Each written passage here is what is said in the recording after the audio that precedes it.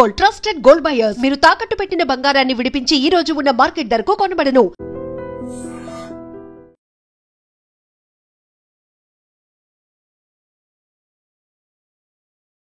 నమస్తే, welcome to iDream talking point with కవిత.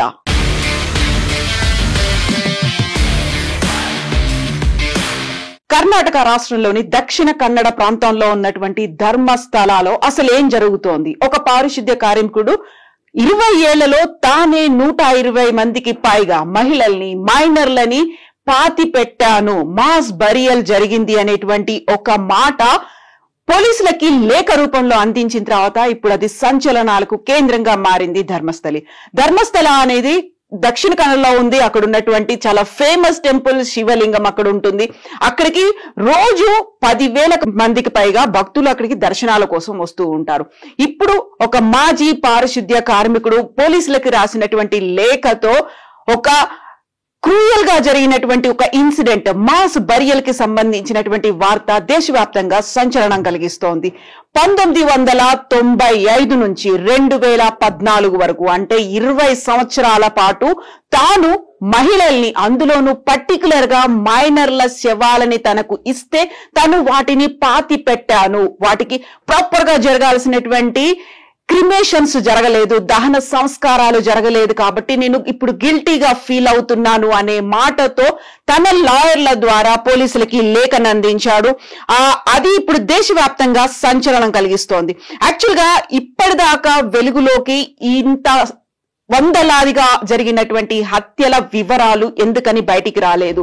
తను ధర్మస్థలిలో పారిశుద్ధ్య కార్మికుడిగా 95లో జాయిన్ అయినప్పుడు ఇలాంటి ఇన్సిడెంట్స్ జరుగుతున్నాయని తెలిసి 1998లోనే పోలీసులకు కంప్లైంట్ చేయడానికి వెళితే పోలీసులు తనని బెదిరించారనే మాట ఆ పారిశుద్ధ్య కార్మికుడు తన లెటర్ లో చాలా క్లియర్ గా మెన్షన్ చేశాడు. ఆ లెటర్ ని తన లాయర్లు అయినటువంటి ఓజస్వి గౌడ, సచిన్ దేశ్ పాండేల సహకారంతో అక్కడ ధర్మస్థలలో ఉన్నటువంటి పోలీస్ స్టేషన్ కి ఆ కంప్లైంట్ చేరుకుంది.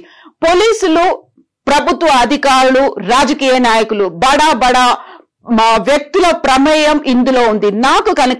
నాకు నా కుటుంబానికి మీరు రక్షణ కల్పిస్తే ఆ వివరాలన్నీ బయట పెడతాను అనేటువంటి ఆ లేఖలోని సారాంశం ఇది. యాక్చువల్ గా ధర్మస్థల అనేది ఇంత పెద్ద ఫేమస్ టెంపుల్. అక్కడ జరుగుతున్నటువంటి మిస్సింగ్ కేసులు, అందులోనూ 20 సంవత్సరాల పాటు జరిగినటువంటి ఈ మారణకాండకు సంబంధించి ఆ 120 మందికి పైగా అందరూ మహిళలు మాత్రమే ఉన్నారు. వారందరినీ గొంతు నిలిమి చంపారు, లేకపోతే ఊపిరి ఆడకుండా చేశారు, వాళ్ళ మీద అత్యాచారం జరిగినటువంటి ఆనవాళ్లు ఉన్నాయి అనేటువంటి లెటర్.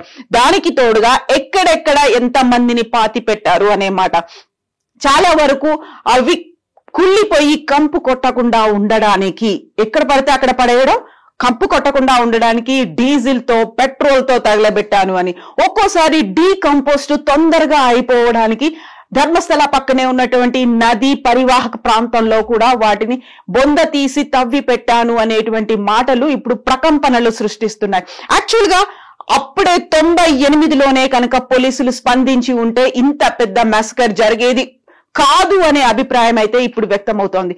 యాక్చువల్ గా అంత పెద్ద పవిత్ర పుణ్యక్షేత్రంలో ఇన్ని వందలాదిగా మిస్సింగ్ కేసులు నమోదు అవుతున్నప్పుడు ఎందుకని పెద్ద వ్యక్తులు, అటు పోలీసులు కావచ్చు, అటు ప్రభుత్వం కావచ్చు, అటు కలెక్టర్లు, ఎస్పీలు, వీళ్ళందరూ ఎందుకు స్పందించలేదు అనేదే ఇప్పుడు అతిపెద్ద క్వశ్చన్ మార్క్ గా మిగిలింది.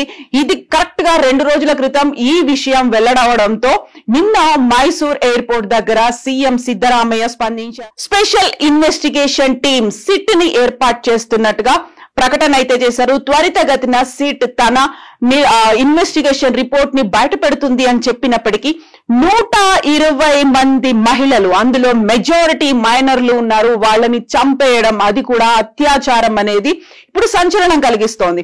యాక్చువల్ గా ఈ 20 ఏళ్ల కాలంలో ఆ పారిశుద్ధ్య కార్మికుడు ఈ పనిని తనతో బలవంతంగా చేయించారు, బెదిరించారు, తనకి ప్రాణహాని ఉంది అనే ఉద్దేశం అయినప్పటికీ కూడా అక్కడున్నటువంటి విధి నిర్వహణ బాధ్యతల దృష్ట్యా తను పై అధికారులు చెప్పినటువంటి మాటని ఫాలో అయ్యాను అనే ఒక మాట చెప్పడంతో పాటుగా తన కుటుంబంలో ఉన్నటువంటి ఒక మైనర్ అమ్మాయి మీద కూడా ఇలాగే అఘాయిత్యం చేయబోతే తను తప్పించుకొని పారిపోయాను అని చెప్పి ఇప్పుడు వెలుగులోకి వచ్చి తన లాయర్ల సహకారంతో ఆ కంప్లైంట్ ని చేశారు. ఇప్పటికైనా మీరు నాకు కనుక రక్షణ కల్పిస్తే ప్రతి ఒక్క వివరాన్ని నేను అందజేస్తాను అనే దాంతో పాటుగా ఒక శాంపిల్ గా ఒక శవాన్ని పాతి పెట్టినటువంటి ఒక ప్లేస్ ని చూపించారు. ఆ ప్లేస్ ని తవ్వి తీస్తే ఆయన చెప్పినట్టుగా అక్కడ మహిళ మృతదేహం అయితే లభ్యమైంది. ఇప్పుడు ఎక్కడెక్కడ ఏ ప్రాంతాల్లో ఎంత మందిని ఖననం చేశారు అనేది, అక్కడ దాచిపెట్టారు లేకుంటే ఎక్కడ పూడ్చిపెట్టారు అనేటువంటి వివరాలన్నీ ఇప్పుడు కోర్టు దగ్గర ఉంటాయి. కోర్టు కనుక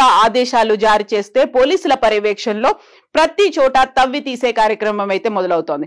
యాక్చువల్ గా 20 ఏళ్ల పాటు జరిగినటువంటి అతిపెద్ద మస్కర్, ఇలాంటి ఇన్సిడెంట్ మాస్ బరియల్స్ జరుగుతున్నప్పుడు అక్కడ ఉన్నటువంటి చుట్టుపక్కల వాళ్ళు కూడా ఎందుకని గమనించలేదు అనేది, స్థానికులు కూడా బోల్డని కంప్లైంట్లు ఇచ్చాము, గతంలోనే మా కూతురు తప్పిపోయింది అని చెప్పినప్పుడు పోలీసులు రెస్పాండ్ అవ్వలేదు. కనీసం ఇప్పటికైనా ఆ సంఘటనకి సంబంధించి మళ్ళీ క్లోజ్ చేసినటువంటి ఫైల్ ని తెరిచి చూస్తే మా పాప కూడా అలాంటి డెడ్ బాడీస్ లో అలా అన్నోన్ గా ఎక్కడో పూడ్చిపెట్టబడి ఉంటుందేమో అనేటువంటి ఆశాభావాన్ని ఇప్పటికీ పేరెంట్స్ వ్యక్తం చేస్తున్నారు. అంటే అక్కడ ఎలాంటి సీరియస్ కండిషన్స్ ఉన్నాయో అర్థం చేసుకోవచ్చు.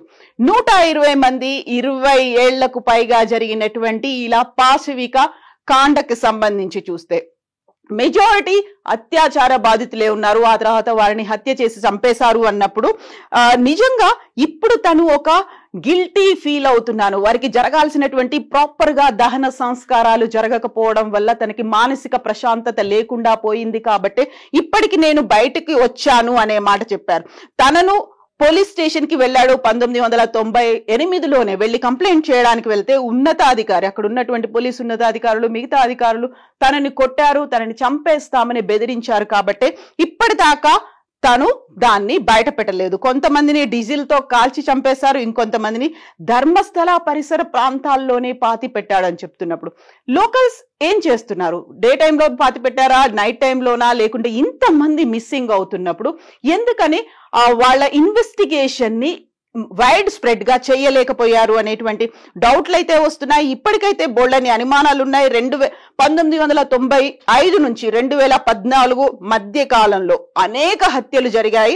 తానే స్వయంగా వాటిని చూశాను, మరికొంతమందిని తన చేతులతోనే కాల్ చేశాను, ఇప్పటికి తనకు నిద్ర పట్టట్లేదు, మానసిక ప్రశాంతత లేదు, గిల్టీ ఫీలింగ్ అనేది ఉంది. ఇంతమంది మహిళలు, అందులోనూ మెజారిటీ మైనర్లు ఉన్నప్పుడు బలవంతంగా శవాలని తనతో కాల్చేయడం లేకుంటే పాతి పెట్టడం చేశారు కాబట్టి ప్రాపర్ గా జరగాల్సినటువంటి దహన సంస్కారాలు జరగకపోవడంతో గిల్టీ ఫీలింగ్ ఉంది. కనీసం ఇప్పటికైనా నేను బయటకు వచ్చి మాట్లాడాలి అనే ఒక మాట.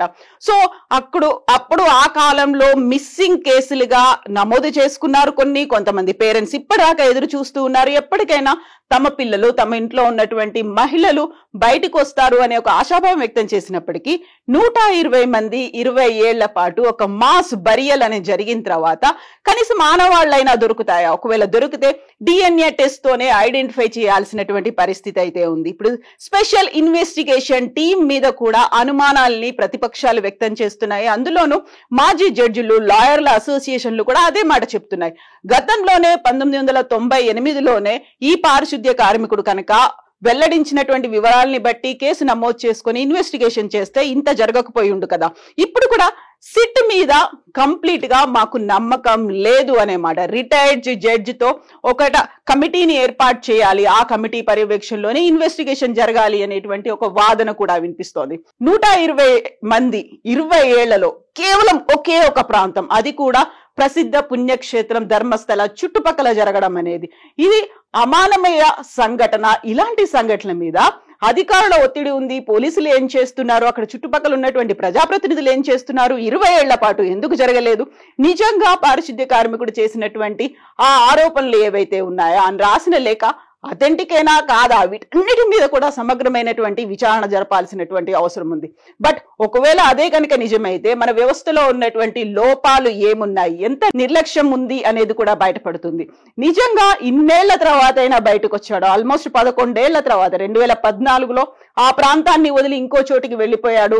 తనకు తన కుటుంబ సభ్యులకు ప్రాణహాని ఉంది అనే అనుమానంతో 11 ఏళ్ల తర్వాత బయటకు వచ్చిన తర్వాత ఇప్పటికీ బోల్డని అనుమానాలు అయితే ఉన్నాయి. కాబట్టి వాటన్నిటికీ ఆన్సర్ సిట్ బయట పెట్టాలి. బట్ సిట్ బయట పెడుతుంది అనేటువంటి నమ్మకం లేదు కాబట్టి మరింత లోతైన సమగ్రమైన విచారణ కోరుతున్నారు అక్కడ ఉన్నటువంటి ప్రతిపక్షాలు, స్థానికులు, అడ్వకేట్లు, రిటైర్డ్ జడ్జిలు కూడా. యాక్చువల్ గా మీరేమనుకుంటున్నారు? ధర్మస్థలాలో దొరికినటువంటి ఈ లెటర్ తో పాటుగా జరిగినటువంటి మాస్ బరియల్ ఇష్యూ పైన కామెంట్స్ రూపంలో తెలియజేయండి. నిజంగా ప్రస్తుతం ఉన్నటువంటి సమాజం దేనికి ప్రయారిటీ ఇస్తుంది?